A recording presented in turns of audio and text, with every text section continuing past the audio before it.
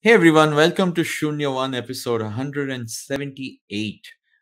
Today we are talking to Sakshi Vij. Sakshi Vij, she's the founder of Myles Cars. It's a very interesting, fascinating kind of car, vehicle, and mobility service, if you might want to call it. But because they do everything from subscriptions for cars to self-drive cars, and you've definitely heard the name already. If you definitely if you've looked at buying or renting your own vehicle. I had a really interesting conversation. I think some of the facts and insights that she gave on the industry as to why it's such a big thing now, all the way to talking about electric vehicles and how they're definitely going to change the way car ownership works in India. uh, I'm sure you'll love the conversation we had, so let's take a break and come back and join Sakshi in this conversation. Hello, everybody. It's been another great week on the IVM Podcast Network. On Mind the Gender Gap, host Naina Kumar talks to experts Niharika Vora and Dipti Ravula about the social, structural, and economic barriers women entrepreneurs face. On Big Talk About Tiny Humans, Devi Shobha and Meghna explain how to talk to children about porn. Can you be forced to vote? Host Priya Mirza talks about this on The Longest Constitution. On Press Decode, Sarah Vagda and Prafulla discuss the recent controversy surrounding Indian languages. And on Postcards from Nowhere, Utsav shares exactly what India's culinary heritage can teach us. Do follow us on social media. We're IVM Podcast on Twitter, Facebook, Instagram, and LinkedIn. On LinkedIn, we've been doing a series of profiles of people within the office, so do check that out for sure. And remember, if you're enjoying this show or any of our other shows for that matter, please do tell a friend. Also, don't forget to rate us on any platforms you're listening on. And you can also check us out on YouTube. We have a page on our website, ivmpodcast.com/YouTube, with a list of all our channels. We're also doing a small listener survey to better understand how you, the listener, responds to the advertising on our network. And also, we just want to know a little bit more about you. We would really appreciate it if you could spare a few minutes to fill it out. It will really help us build some better shows for you. And finally, we'd like to thank our sponsors on the network this week, SBI Life Insurance and Jupiter, a digital banking app. Hi Sakshi, welcome to Shunya One. How are you doing today? How are things? I'm doing wonderful. Thank you. Thank you for having me here. No, it's really great to have you. And I know, we were chatting earlier about how crazy the outside is. I understand you're sitting in Delhi, just waiting for the cold weather, like all of us, to sort of get started. At this point in time, we're just waiting for anything that gets us below 43 degrees. Oh, goodness. Yeah, it's a crazy time to be in Delhi right now. Nobody likes it. Exactly. And this is coming from a place where people are used to the high 40s, but I think this time around it's just bad. It's really bad. Yeah, I think it's also too early. I think it's too early to be 43. I know. I know. And And it should start we have a long summer, right. long grueling summer. And you might say that, given the kind of business you are in, I'm sure a lot of folks, a lot of your customers are actually trying to get out of the city, like just book a car and just drive off into the hills if it's any better there. Are you seeing? Yes. I'm sure that's already happening earlier than before. Yes. Uh, Oh but yes, yeah, oh yes. In fact, we were just having this conversation this morning about how suddenly there's a rush of, the self-drive part of our business going up significantly, which right. is where people take weekend breaks, and the weekends are now extending way into the weeks, and everyone's taking those long weekends out. So clearly, there's a lot of work from home happening, but Right. we're introducing the work from the hills. Um, Oh I think I'm wow. going to Yeah. yeah, so that's happening on the Sunrise product for sure. Wonderful, wonderful. So before, obviously, we get into a little bit more about exactly all the, facets of the business. Sakshi, just for everyone listening in, what could you tell us about how you got here, to the journey of, let's say, Miles, and before that, a little bit of your own, let's say, entrepreneurial journey so far. Okay. So I have been uh, I have been a mobility professional now for about 15 years, over 15 years. I spent the initial part of my career after I finished. So I was studying in Singapore and Dubai. I was doing my MBA. I came back. I was hugely exposed to how connected, developed small city network works in cities like Dubai and Singapore, and also exposed to the wonderful public transport systems that these countries, Exactly. these I was places going to have. say both those Yeah, cities, I think, are just known for. If the map tells you you're going to get somewhere in 7 minutes, you always get there in 7 minutes, it no matter is. what. It's just, yeah. Exactly. Exactly.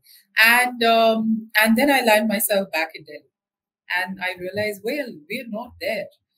We have a lot to be desired. We have a lot to do. I, of course, started my career representing Hertz Rent-A-Car in India. I spent a lot of time, and Hertz Rent-A-Car has been the global number one in car rental services for the longest time, and spent a lot of time doing that. Then launched one of India's largest radio taxi brands in India called Easy Cabs. People in Delhi and Bombay might remember that. It came way before the Ubers and the Olas came. We then also ran an operating lease business. So, really, what I was doing in the first 10 years of my career was figuring out how to buy cars and make them available to people for shorter term basis. Um, but I think the learning from that really was that actually buying cars is not very easy. Buying any vehicle is not very easy. And therefore, in 2018 is when we launched my current venture, which is called Myles. Myles Automotive Technologies really makes vehicle ownership and usage accessible, affordable, and convenient. That's what we say in a single line. But what we're really trying to do is we believe that it's very difficult to own a car. It's very difficult to own any vehicle. It comes with its own set of challenges. And we're trying to make it simple by a simple single application technology that sits on your phone and lets you decide what car you want to drive today and change it the next day. Wonderful. You know, now, of course, I think a lot of people listening in would know Miles. I think you've been, in the self-drive section at least for, it's a very well-known name. And even the brands you just mentioned, Easy Cabs. I think we've seen these waves of car products, if I can call it that. And we've seen the big wave of the cab, the cab aggregator services sort of changing the way people look at vehicles and vehicle not usage, not just ownership. But one of the things that you mentioned about cars being just tough to buy, I think that's been the case for a long, long time in India, especially, right? I mean, even when probably when you came back from abroad, places, other countries, like say the United States or Europe, everywhere, car leasing or the second-hand car market overall has been a lot more mature. I think it's just India that has been very, I don't know, it's been challenging. I don't think I've seen a smooth car lease service the way you could lease a car in the US, happening here until products like yours have launched. So, what was the reason behind that? Was it just the cost of like getting into a business like this? Was it what was it? Like, especially if you could talk from even the Hertz and that from that experience, like why were they not doing it in India the way they were doing it elsewhere? I I don't know if I can put in one single reason why it was not happening, but I think we discovered a lot of gaps that existed and why they existed. I think it really came to begin with from the fact that where are we? Where are we in terms of the number of cars that people are buying in India? Hmm. Where are, in India, for example, there are only about 25 people who own cars for every 1,000 population, which means there Oh, are that's a 20 to very 25 interesting. cars. Yeah, there are only 25 cars per 1,000 people in India. In the United States, this number is close to about 500 cars per 1,000. Wow. In Okay. China, this number is over 600 cars per 1,000. And those are Yes. the economies, and those are really the economies where more interesting business models of how you can own a car exist. So it's the lack of more flexible options. It's the lack of greater accessibility is what we discovered, because it's still very difficult to own a vehicle when the call that you have to take is for on an average a 7 to 8 lakh rupee expenditure, Yeah. because that's what an average vehicle costs in India. Right.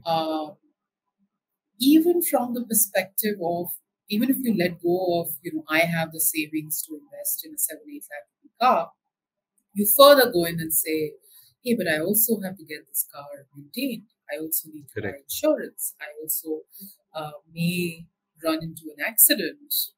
I may have to file an insurance claim. I may be stuck in the middle of the road. How am I going to manage all of this? Now, all of this for an average individual from any part of the world, this is not just Indians, from any part of the world, is a fairly difficult task. It's fairly time consuming, fairly cumbersome, which is where the more flexible options of ownership come in. So, what we do in Miles, in our subscription product, is really allow you to own a car where your monthly budget that you want to spend on a car decides which car you own, instead of, hey, I don't have money to buy a Mercedes. That's not the decision that you have to take, because you don't have to invest over 50 lakh rupees. You probably just have to take a call on, do you want to spend 50,000 rupees per month on a Right. car? Well, then you can have a Mercedes. Right. That's the Wonderful. I decision mean, that you take. and that's such a stark, I would say, difference from, like you said earlier, right? When the market was, I guess there were no serious customers who actually really wanted this. Would you say there's been a shift in consumer preference also? Like, is renting or leasing or short term, long term, whatever rentals, are those things which people have warmed up to, and hence products like yours today exist? Like, or was it? Has there been a shift in mindset change? Do you think? Like Totally. I mean, cars, when we started out, sorry, yeah, uh, cars were like an asset, depreciating asset.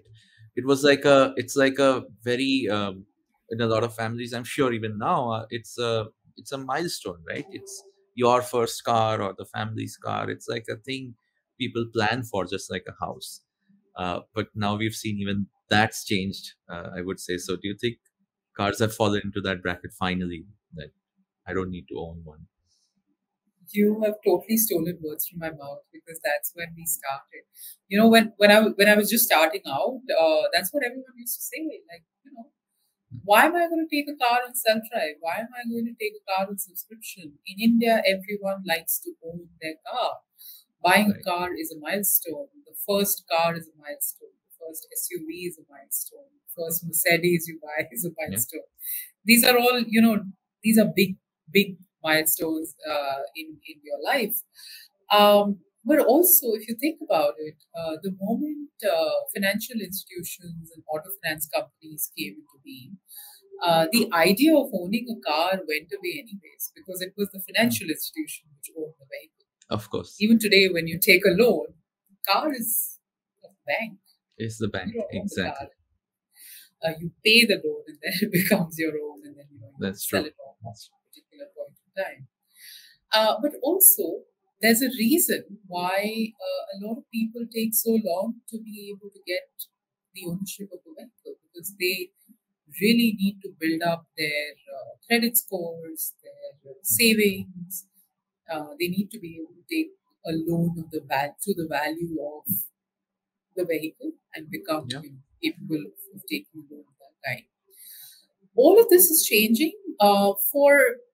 I'd say there are a few reasons for it. First up, I think there's a large chunk of population which is very mobile today. Uh, Mm. a lot of us are shifting cities. A lot of us are shifting countries. We're all, sort of moving a lot, and therefore that commitment to one particular vehicle for a longish period of time seems a little difficult. Hmm. The other is asset ownership in every walk of life is changing, right? The number of people who are owning real estate are changing. The Yeah. number of people who want to own uh, jewelry, which was at one point in time considered an asset, is changing. Oh, Gold bonds is where people want to yeah. own. Holiday rentals are becoming important. Yeah. People are even sharing clothes now. Furniture is getting shared. All of that is Sure. happening. Yeah. And I sometimes get very, I used to get very surprised when, fashion labels started introducing subscription and sharing services. Right. But it's happening. A car, in any case, is a much higher investment, and it's technically not an investment, right? It's like you just mentioned, it's a depreciating asset.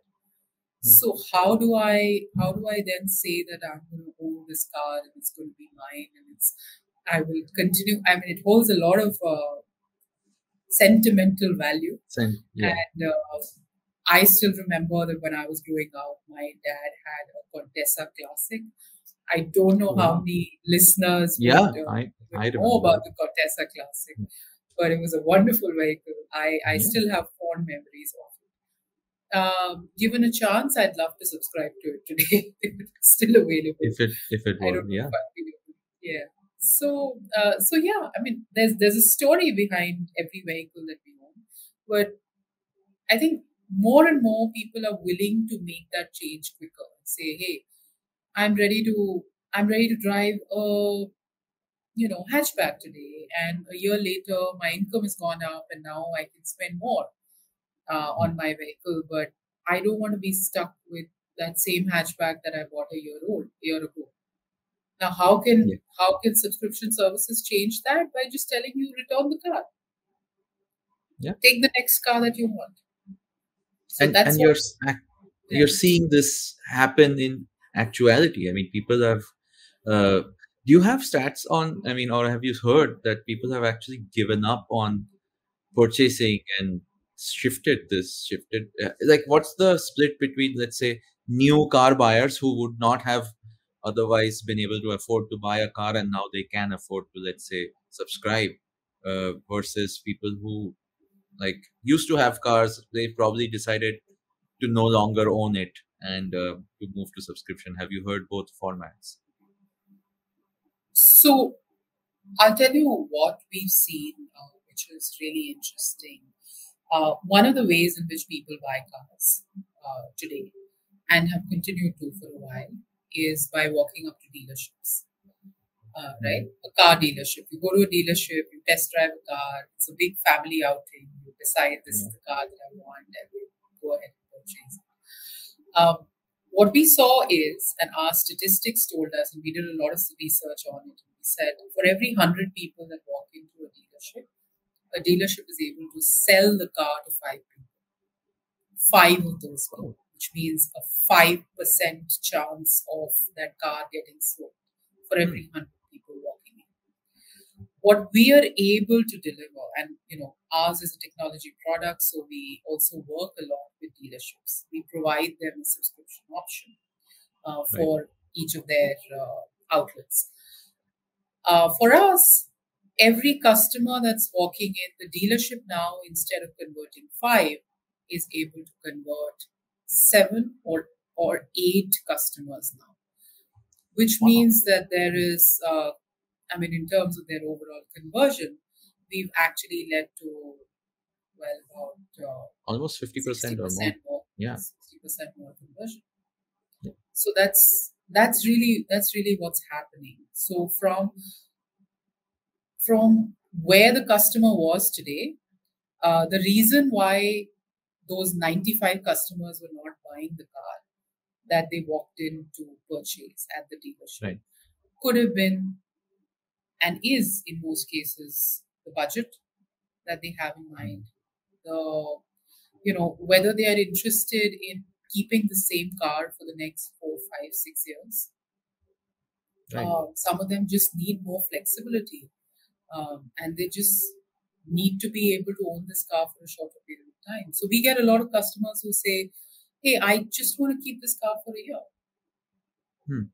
And that's possible on a subscription platform. And No, it's that's changing. definitely. That's where the customers move.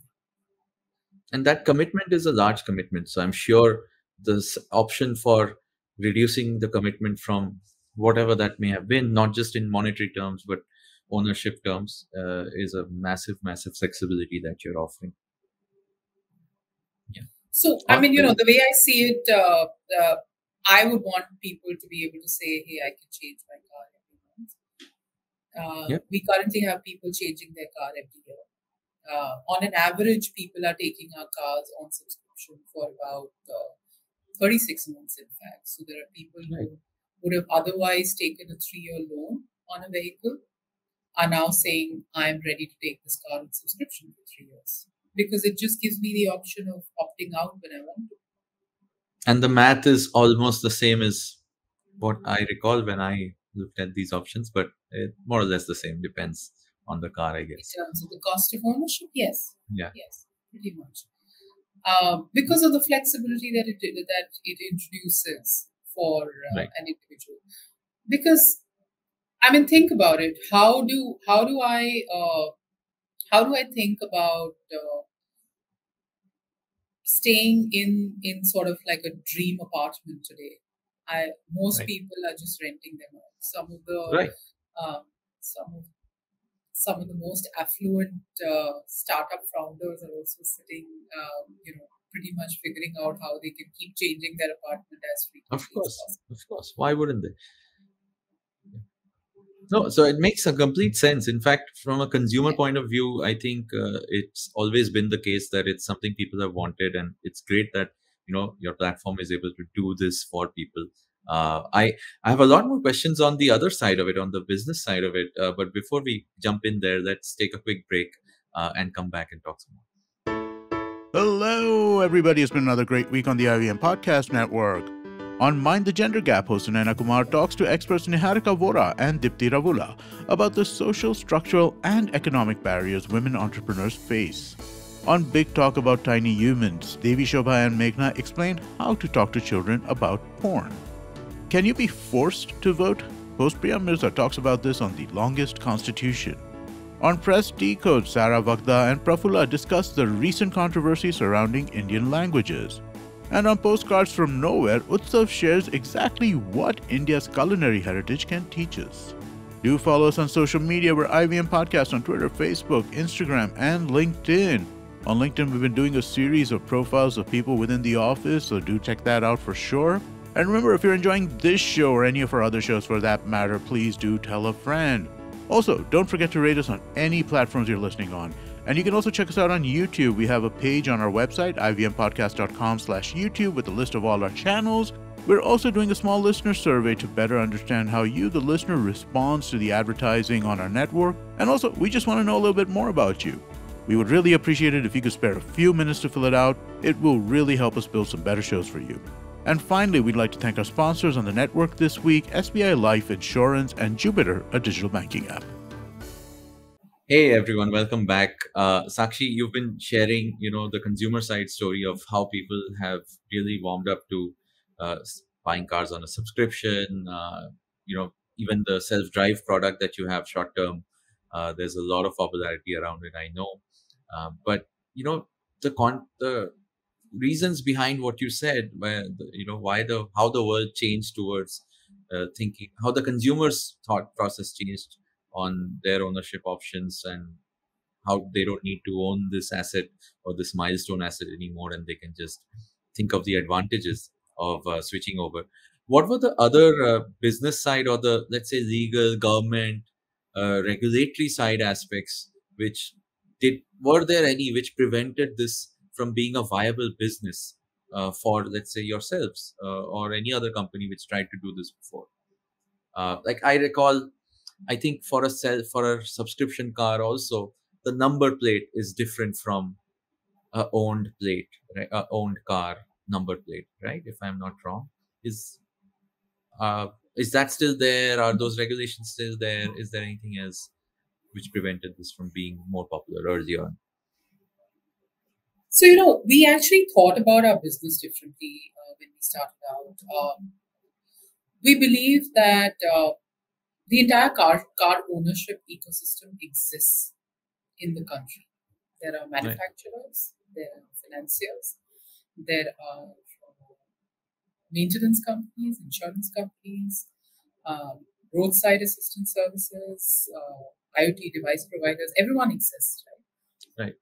When we started thinking about our product, the way uh, we wanted to engage with the market, engage with the customer, it was essentially about saying, can we make this ecosystem available to the customer better? So we were not trying to say that I am going to provide a product that does not exist in the market in terms of what the customer is driving. The customer is used to driving a private vehicle, and therefore you should get a private vehicle, Right. which is where we went in. The customer is used to having their car maintained. The customer is used to having different vehicle options available for them. That's what we wanted to bring about as well. So our forte is to understand the system, go deep into it, and then create technologies that can solve the gaps in the system. So, for example, I know that on an average, in order to buy a car, an individual ends up spending close to about between 40 to 50 hours, work hours of effort, which is the research that you do first online. Right. Then you would typically ask a few friends. Then you would find who's the nearest dealership around you. Then you will go visit the dealership or ask them to send the car for a test drive, all of that, right? Right. So what we did for that is the dealership exists, the OEM exists. We've got all the data of it on a single platform, and you can order your test drive to come to your house. So whatever may be the vehicle, you can order as many test drives as you want. You just select the car in the comfort of your house. Mhm. Additionally, you now no longer need to take a decision of, like I said, 8 lakh or 20 lakh or 25 lakh or 50 lakh rupee car. You only have to decide how much you want to spend per month on your vehicle, Hmm. which is again different from where how we were deciding on vehicles in the Right. past. Right. The other thing is, now that I have the car, how many people do I have to interact with on a monthly basis to make sure that I can drive my car properly? There's a maintenance company, there's an insurance company, there is a roadside assistance service, there's some sort of a fueling agency. If it's an electric vehicle, it's the charging infrastructure, all of Right. that. Right. How can we make sure all of this is available on a single platform? So that's where we went. So you've got yourself an app where you can order all of these services. In fact, you don't even need to order some of them. We'll keep track of when your car needs to go for service because we have that. Of course. And we'll send you a replacement car. We'll make sure you're comfortable. So, Wow. so we Nice. were just trying to make everything exist and not change too much in terms of the good parts of the experience for the customer, but actually add value. And that's where our tech came. So, I mean, while I'm not an engineer by qualification, but I've always believed in creating superior products, and I believe technology allows you to create all those products. And therefore, our work was to get the ecosystem enabled, and that's what we're doing. We're creating a platform that enables the ecosystem of vehicle ownership to simplify for the end user. So that's what we're doing. On your specific point on whether private cars can be given on subscription versus commercial vehicles or Yeah. number plate being different, that is not required right now because those options always exist. So if a financial company is coming and owning the asset, the regulatory framework allows for Oh.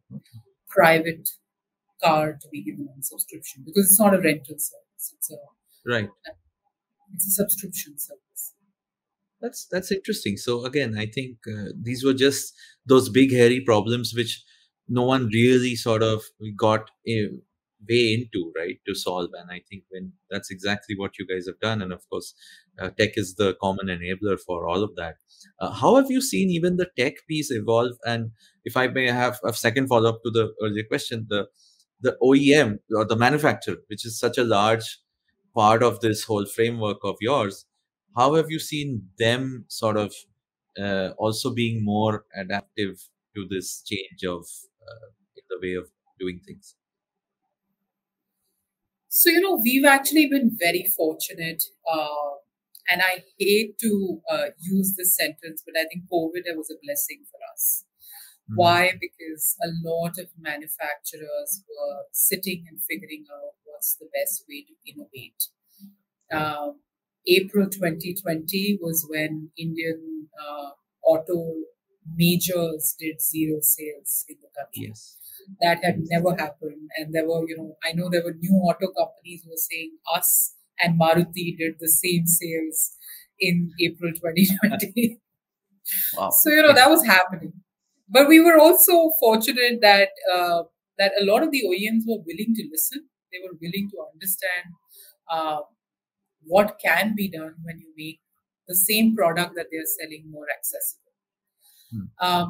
So we then started talking, and we started working very closely with OEMs to plan their subscription products, or rather, to make sure that their cars can be available on subscription. So we actually have partnerships running with MG Motors, which is Morris Garage, which was a new entrant in the country at that market at that time. Now, of course, a very popular brand. Right. I think there's a wonderful story to tell there. We also have Maruti Suzuki, who we partner with for their subscription product. We also work with Toyota. So this group together, I think, covers about 60% of the total car ownership market in the country. And they were very encouraged by what subscription can enable in the market. And not only did we provide them a solution in terms of just making sure all of their cars have a subscription option and there's a monthly price point on which the customer can purchase it, but we also provided them our own technology, which made sure that the customer then has a singular experience no matter where they're going. So that became quite interesting. I think even the end user, to be honest, while they took a little while to get used to things like I can test drive a car, book it online. I can subscribe to a car and not worry about using it for as long a period. I don't have to own a car for the next 5 years, etc. While it took some time, but now we've got. I know that there are a lot of small business owners who find this much easier because everyone wants to concentrate on their business instead of managing the car. Managing a car can sometimes be a full-time job for some people.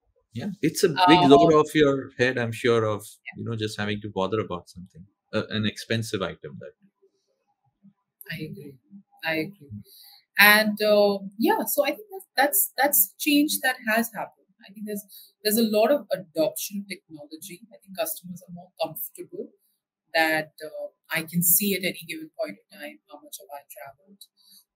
What's my next billing cycle? Where does when does my insurance get renewed? When and all of this is happening in the back end, right? You don't have to worry about it. It's just available to you. So those things make a lot of difference. No, I'm sure. And the two more things which you mentioned, touched upon, which I would love to get more insight on. Like one is two other business outcomes of this, right? One is the second-hand car market. I think because of, let's say, subscription products like yours, do you see that impacting the fact that there are more people who are buying new on subscription than letting go of the car, and then that car goes into circulation into the second-hand car market? How has your business impacted that, or do you have any views on the second-hand car market being better in India now? I think, if anecdotally, I've had some people tell me it used to be a low trust market, right? You had to really buy a car from someone you trusted or through a lot of referrals. Has that become, have you seen that change? And is it because of the things you guys are doing in any way? Um, Very humbly, I would say that I think we're too early and too young to be competing or making dents on the used car market. I think there are far larger entities who are doing some wonderful work there. What has, of course, happened are a couple of things. And this really changes the way vehicle market expands globally. Uh, One is whenever we have seen the used car market expand in any country, that has led to alternate ownership models also expand. So the used car market actually helps, the expansion of the used car market helps services like ours. In Nice. India today, I think they're almost 2.5 or 3 times the size of the new car market, Hmm. which is great science, which also means that a lot of people are now willing to own cars for shorter periods of time Right. because the used car market expands when there are shorter, younger Yeah. cars coming to the Correct. used car Correct. market. So that's interesting. I think on our end, how we work with the used car market. One, of course, we provide used vehicles to our customers as well. So a Right. customer can return their vehicle and then can go to another person as well. The other is we have the entire history of a vehicle while it was in Yes. usage. So that makes it very interesting for it to be sold in the second-hand Yeah. market, because that kind of data was never available. As you rightly said, right? We were used to buying cars from people who we knew. Uh, Right. Everyone wanted some trust. We're building trust through data. And we're really saying, can I give you, an entire history of this vehicle and tell you that, hey, this is how it's done in the last 2 years, and therefore you can decide how much you want to pay for it. So Yeah. that's how we are working with used car. Wonderful. It- this is exactly, what I was thinking would be the case, and it's exactly that. So the other aspect which you touched upon, especially given your partnership with, let's say, MG Motors, I think, and the others, is the electric vehicle category. Uh, that not is not only is it That's my very favorite interesting, and subject. it's a great move for, for everything, for mobility in general, and the earth and so on. But how have you seen, it also comes with a lot more, I would say, aspects of ownership infrastructure, like you said, charging infra, uh, all of this data, of course. So how have you seen interest in that? Or do you think EVs are just meant for this sort of a subscription model, particularly more suited for a subscription model like this, given that they're meant to be, they're long, there's much lesser wear and tear, all of the good parts of owning an EV, right? So, why is it your favorite subject also? It's my favorite subject for exactly that reason. I think EV's subscription just makes so much sense, and I say that for with data internally, because about 35% of the vehicles that we've given on subscription so far are actually EVs. Wow. On a daily basis, about 20% of the leads that we get, 10-20% of the inquiries or requests that we get are actually for electric vehicles. Now, I'll tell you why this is the case. And this is the case because, and this is the case globally. It's happening because one, the upfront cost of owning an electric vehicle is very high, and it's high everywhere. Um, how do you mitigate that high upfront cost? By making sure that it can be owned over an extended period of time, but also uh, you reduce the upfront payment or Right. commitment on that vehicle, which is what subscription does. Even more than the upfront cost, there's a lot of uncertainty in electric vehicle technology at this point in time, Hmm. because there are limited models that exist right in terms of the number of electric vehicles, into the also the batteries that exist in the market, the battery technology which is ever evolving, there is a certain amount of uncertainty which only comes because of lack of data. I genuinely believe that there are some wonderful vehicles. I myself drive an electric vehicle in Delhi. But there is a certain amount of anxiety that the customer has on what will happen if the battery fails. Yeah. How much will this car be at the end of term? After 5 years, what will it sell for? All of that. We're just able to eliminate all of that anxiety through subscription because now you don't have to take this calls. Now you just have to take a call that I want to drive an electric vehicle. It's going to cost me maybe 20,000 rupees a month, and I can drive it for the period that I want to and return the car when I'm done with it or move to the next one. I don't have to worry about how much will it sell for. I don't have to worry about the battery failure. I don't have to worry about so many other anxieties that I'm in. So I think that's really why EV subscription is my favorite subject. No, it's perfect, and I think it's what you just said about this upfront, the mitigation of this upfront cost and the anxiety factor, given that it's such a new sector of vehicles for most people, is exactly what will probably lead to more adoption. So we all know that if more EVs are adopted, it's better for everyone. I guess it's the next wave of cars all over the world. So I think what you guys are doing with enabling this is very critical to the success of EVs in general. So great to know that. Thank you. No, we absolutely believe that the EV segment, a customer who's coming with interest in using an electric vehicle will find subscription more interesting for the reasons that I mentioned. It's far quicker for us to see the decision making of a customer who's come with an EV request. They're just more sure. They're just more like, I'm taking the call on EV now. Just tell me how I can make it simpler for myself. Awesome. And that's no, that's great to know, Sakshi. I mean, there's so much more. I would love to probably even keep asking you about, the business model and the kind of cars that are coming up. But closing notes, what's the next, like year or couple of years outlook on where you want to take the company, where you want to take the business, and of course, if people who are listening to the show they want to reach out to you, if you can shout out your LinkedIn or Twitter handle or wherever people want to reach you best. Thank you. So the next couple of years look very exciting.